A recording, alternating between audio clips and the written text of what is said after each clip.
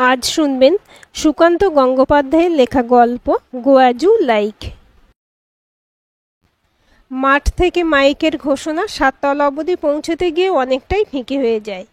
মনে হয় বুঝি সেই স্কুলবেলার মাঠ থেকে আওয়াজটা ভেসে আসছে। সাততলায় মধুরাদের ফ্ল্যাট। মধুরা এখন একা।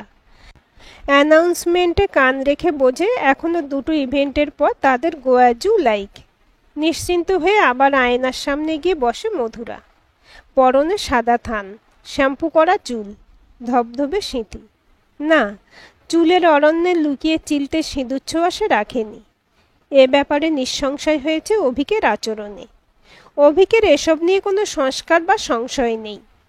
ও লক্ষ্যই করে না মধুরা সিঁদুর পরেছে কি পরেনি। ধ্যাবড়া করে সিঁদুর লাগিয়েও অভিকের নজর থমকাতে পারেনি মধুরা। এই উদাসীনতাকে উপেক্ষা বলে ভুল হতে পারে, তা নিশ্চয়ই নয়। স্ত্রী সন্তানের প্রতি কর্তব্যে কোনো ফাঁক রাখে না অভিক। গতকালই ইন্দ্র এসেছে আমেরিকা থেকে।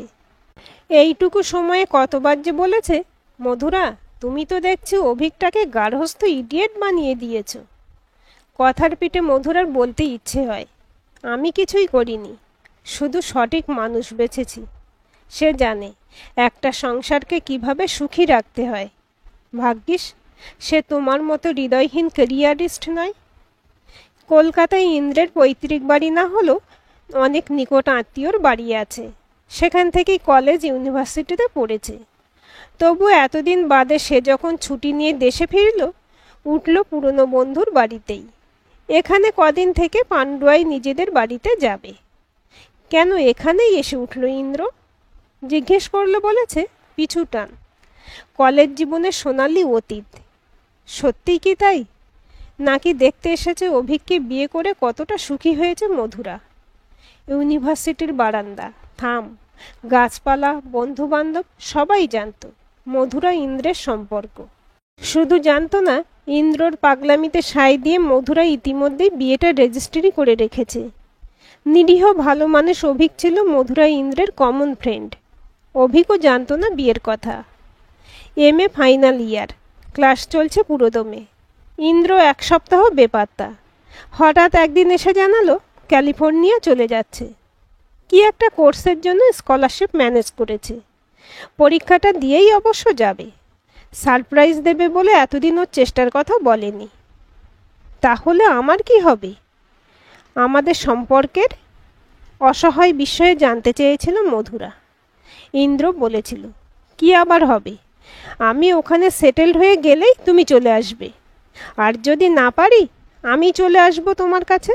সম্পর্ক মানে তো কোনো বন্ধন নয়। তর্ক বিতর্কের মধ্য দিয়ে কবে যেন চলে এলো ইন্দ্রর বিদেশে পাড়ি দেওয়ার দিন। নানান প্রতিশ্রুতি দিয়ে সেই যে প্লেনে উঠল ইন্দ্র, চিঠি এলো 1 বছর পর। পায়ের তলায় মাটি পেতে ভীষণ বেগ পেতে হচ্ছে। এসেছি যখন ফিরব না। আমাদের হুজুগের বিয়েটা ইচ্ছে করলে ভুলে যেতে পারো। কাগজপত্র তো তোমার কাছেই আছে। পুড়িয়ে দিও, ভাসিয়ে দিও। অক্ষরগুলো গভীর নিরীক্ষণে আঁকামাকা ঠেকেনি মধুর কাছে। এতটুকু হাত কাঁপেনি ইন্দ্রর। মধুরার চোখের জলেই ঝাপসা হয়ে যাচ্ছিল চিঠি। ধাক্কাটা সামলাতে সময় লাগলো। এই ট্র্যাজেডি কোনো ঘনিষ্ঠ বন্ধুকে বলেনি মধুরা। কেন বলবে? বিয়ে করার আগে তো কারোর পরামর্শ চায়নি। দিন যায়, একে একে বন্ধুরা দূরে সরে গেলেও কিভাবে যেন অভিকের সঙ্গে সম্পর্কটা রয়ে গেল। আর কোনো চিঠি এলো না ইন্দ্রর। অভিকের সঙ্গে বিয়ের আগের দিন পুরনো বিয়ের কাগজগুলো পুড়িয়ে দিল মধুরা। সেই বিশ্বাস পোড়ার গন্ধটা আজও নিঃশ্বাসে বয়ে বেড়াচ্ছে সে। তাই তো এ বাড়িতে পা দেওয়ার ঘণ্টাখানেকের মধ্যে ইন্দ্র সন্দেহের জাল বুনে দিয়েছে তার মনে। মধুরাকে একা পেয়ে বলেছে, দেখে তো মনে হচ্ছে সুখেই আছো। আমাদের বিয়ের কথাটা অভিক জানে? না, মাথা নামিয়ে বলেছিল মধুরা। এটা কিন্তু তুমি খুব খারাপ করেছো। I know, Abhik is very nice guy. Okay এভাবে ঠকানো তোমার উচিত হয়নি। একটু থেমে ভেবে নিয়ে ইন্দ্র বলে, তোমরা দুজনেই আমার বন্ধু। আমাকে ব্যাপারটা কনফেস করতে দাও। অভিক জানুক সত্যিটা। তুমিও তখন রিয়ালাইজ করতে পারবে ও সত্যিই তোমাকে ভালোবাসে কিনা। মিথ্যের ওপর দাঁড়িয়ে থাকা জীবন কিছুতেই সুখের হতে পারে না। বিশ্রী একটা চ্যালেঞ্জের মুখে দাঁড় করিয়ে দিয়ে অন্য প্রসঙ্গে চলে গিয়েছিল ইন্দ্র। তবে কথাটা আজ না হয় কাল অভিককে ও বলবেই। উচ্চারণে সেরকমই একটা একরকমই ছিল। ইন্দ্র নিজে এতদিন কিভাবে কাটিয়েছে, কেন বিয়ে থা করেনি, কেনই বা মধুরাকে ভুলে গিয়েছিল, এত কটা প্রশ্নের একটাও করতে পারেনি মধুরা। জবাব চাওয়ার স্পর্ধাকেই আঘাত করেছে ইন্দ্র। আজ দুপুরে ইন্দ্রর সঙ্গে বোঝাপড়ার সুযোগ ছিল, এড়িয়ে গেল ইন্দ্র। অভিক আর বাবানের পেছন ধরল। আজ থেকে বইমেলা শুরু। কথার নানা ছলে ইন্দ্রকে আটকানোর চেষ্টা করেছিল মধুরা। কালই তো সবে এসেছ, একটু রেস্ট নাও। এতদিন বাদে 7 সমুদ্র পেরিয়ে এলে, ভালো করে কথাই হলো না। কথা ছাড়াও চাউনিতে আরতি মিশিয়েছিল মধুরা। গ্রাহ্য করেনি ইন্দ্র। বলেছে, দেখে আসি অভিকের অধঃপতনটা। শালা একসময় ফিল্ম ডিরেক্টর হবে বলে ভেবেছিল, এখন টিভি জার্নালিস্ট হয়ে ক্যামেরা সঙ্গে নিয়ে ঘুরছে। হোপলেস। মধুরা, তুমি একটু স্যাক্রিফাইস করলেই, মানে ওকে বিয়ে ফিয়েতে না জড়ালে নিশ্চয়ই কেউকেটাকেও হতো। এসব কথার কথা, হয়তো আজই একলা পেয়ে অভিককে সব বলে বসবে ইন্দ্র। বদলে যাবে মধুরার পরবর্তী জীবন। হয় সে ভালোবাসায় বাঁচবে, নইলে করুণায়। কি অপেক্ষা করছে তার জীবনে জানে না। আয়নার সামনে বসে অন্যমনস্ক হয়ে গেছে মধুরা। 2 আঙুলে ক্রেপ আর গাম দিয়ে গোল পাকাচ্ছে। নকল আঁচিল। গোয়াজু লাইকের প্রপোজালটা মধুরাই দিয়েছিল। তাদের আকাশদ্বীপ ফ্ল্যাট কমপ্লেক্সে প্রত্যেক বছর স্পোর্টস কম্পিটিশন হয়। প্রতিবারই গৃহিণীদের জন্য মিউজিক্যাল চেয়ার। একঘেয়ে। মধুরার প্রস্তাবে সবাই এক কথায় রাজি। এই মুহূর্তে আকাশদ্বীপ অ্যাপার্টমেন্টের 72টা ফ্ল্যাটে গৃহিণীরা কে কি সাজছে কে জানে। ছোট্ট নকল আঁচিলটা ঠোঁটের উপর একটু বাঁদিকে ঘেঁষে স্পিরিট গাম দিয়ে সেঁটে দেয় মধুরা। হ্যাঁ, অনেকটা মণিপিসির মতো লাগছে। মণিপিসির সাজছে মধুরা। আজ সকালে ঘুম থেকে উঠে এই সাজটাই বেছে নিয়েছে। ছোটবেলায় অনেকেই বলতো তাকে মণিপিসির মতো দেখতে। ঠোঁটের ঠিক ওই জায়গায় একটা বাদামি রঙের আঁচিল ছিল মণিপিসির। পানপাতা মুখ, লম্বা নাক, মাখনের মতো গায়ের রং। তার সঙ্গে আঁচিলটা যেন রত্নের মতো উপস্থিতি নিয়ে মধুরাদের সংসারে ভরিয়ে রাখত পিসি। খুব অল্প বয়সে বিধবা হলো, কখনো ভাগ্যকে দোষারোপ করেনি। এমনকি মধুরা যেদিন শ্বশুরবাড়ি চলে যাচ্ছে, সারা বাড়ি কাঁদলেও মণিপিসির চোখে জল ছিল না। মধুরা কাঁদতে কাঁদতে জানতে চেয়েছিল, তুমি কেন কাঁদছো না পিসি? তোমার কষ্ট হচ্ছে না? হাসতে হাসতে পিসি বলেছিল, কষ্ট কেন হবে? শ্বশুরবাড়ি যাওয়া তো কত আনন্দের। আমার থেকে কে আর ভালো বুঝবে। মধুরার বিয়ের 1 সপ্তাহ যেতে না যেতে হঠাৎ স্ট্রোক হয়ে মারা গেল পিসি। মধুরা তখন লাভায়, হানিমুনে। পিসির মারা যাওয়ার খবরটা পেয়ে প্রথমেই আক্ষেপ হয়েছিল আঁচিলটার কথা ভেবে। ওটাও তো পুড়ে গেল। ছোটবেলায় গল্প শুনতে শুনতে তুলতুলে আঁচিলটাই হাত চলে যেত। মণিপিসি বলতো, বেশি নাড়াচাড়া করিস না, খুলে পড়ে যাবে। ওটা আমার শ্বশুরবাড়ির পুঁটুলি। যা দোয়া থোয়া সব ওর মধ্যে ভরে দিয়ে তোর বাবার কাছে রেখে গেছে আমাকে। ফোন বাজছে।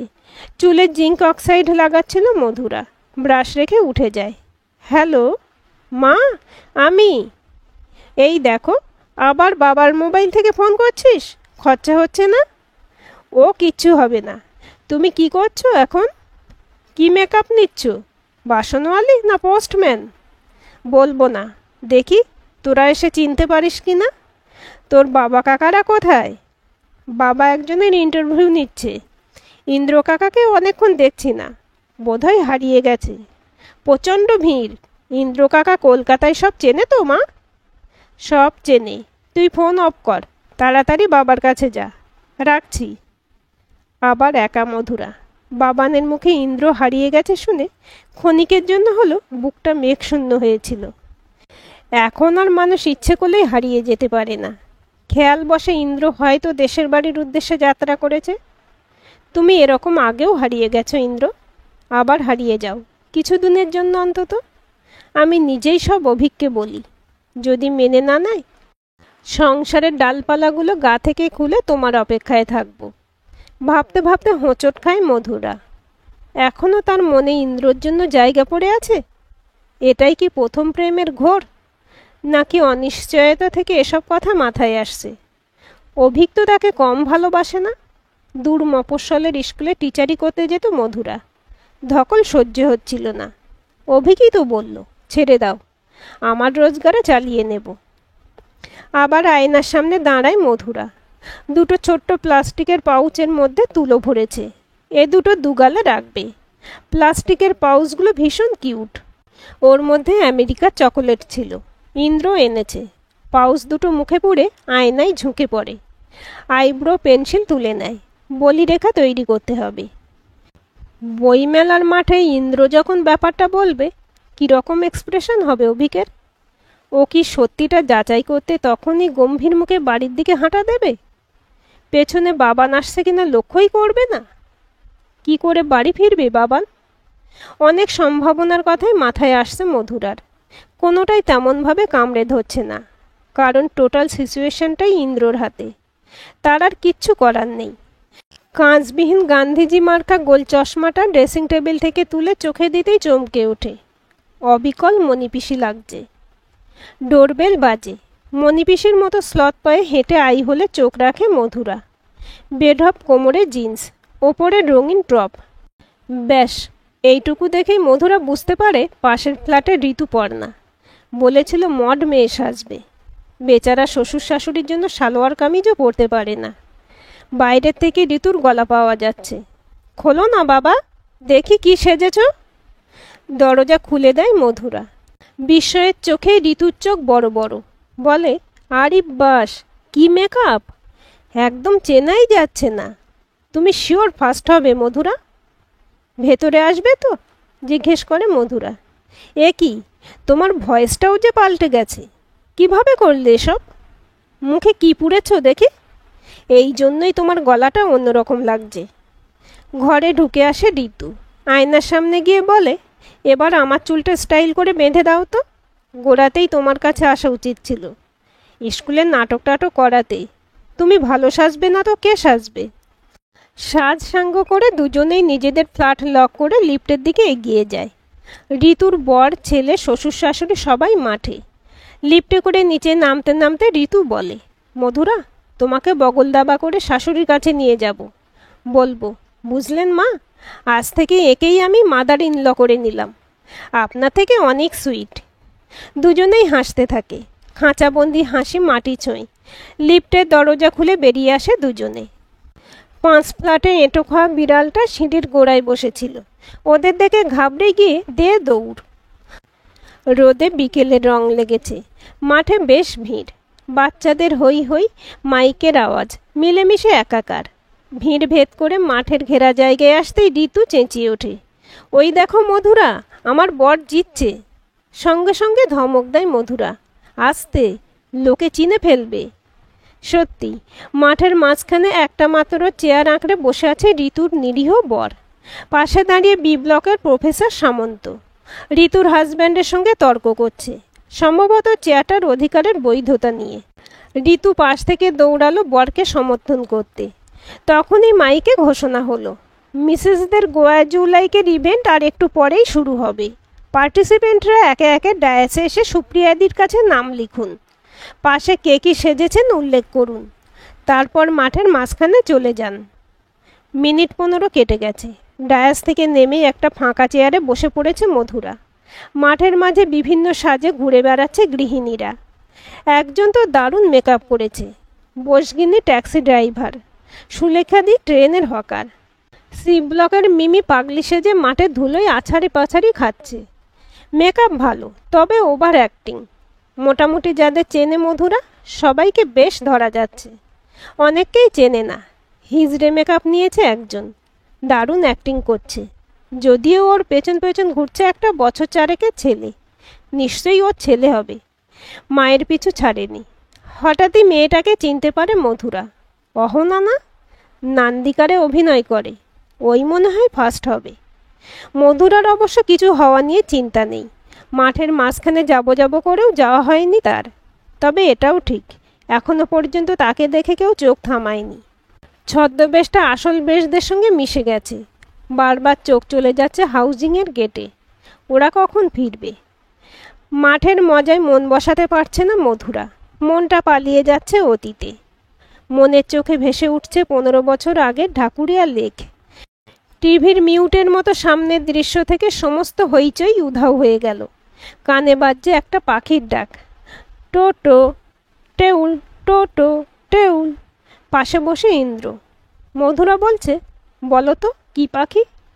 ঠোঁট উল্টে ইন্দ্র বলল, কি জানি। পাখিটা তখন অন্যরকম ডাকে, যেন কথা বলে। বলো তো কি বলল? অবুঝ মাথা নাড়ে ইন্দ্র।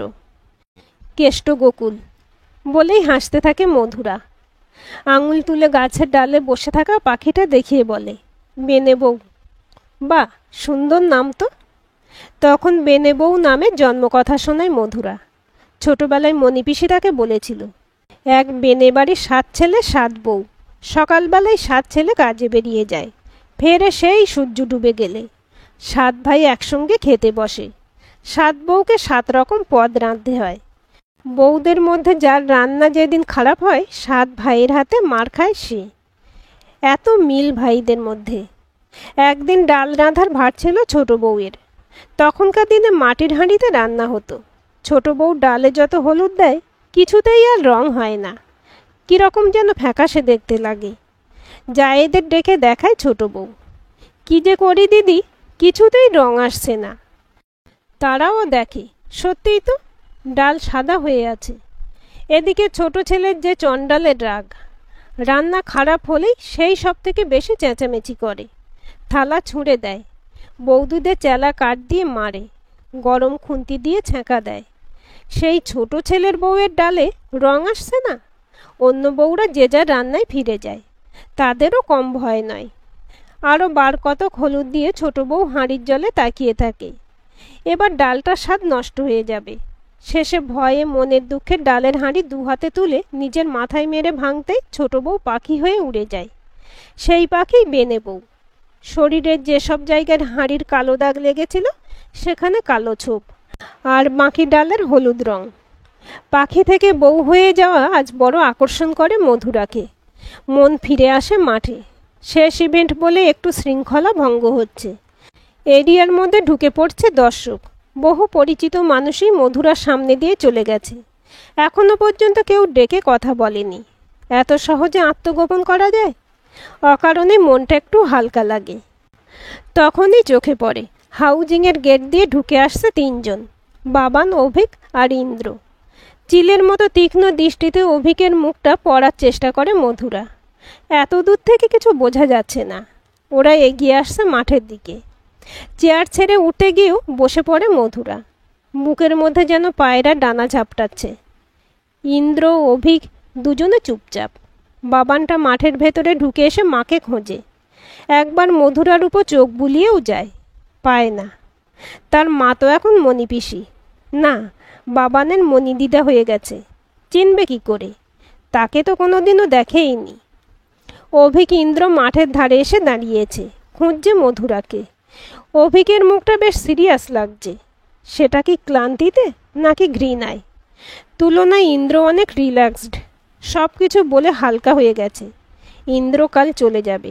তারপর অভিক যদি আর কথা না বলে, বাবান যদি মা বলে আর না ডাকে, কতটা কষ্ট হবে আমার।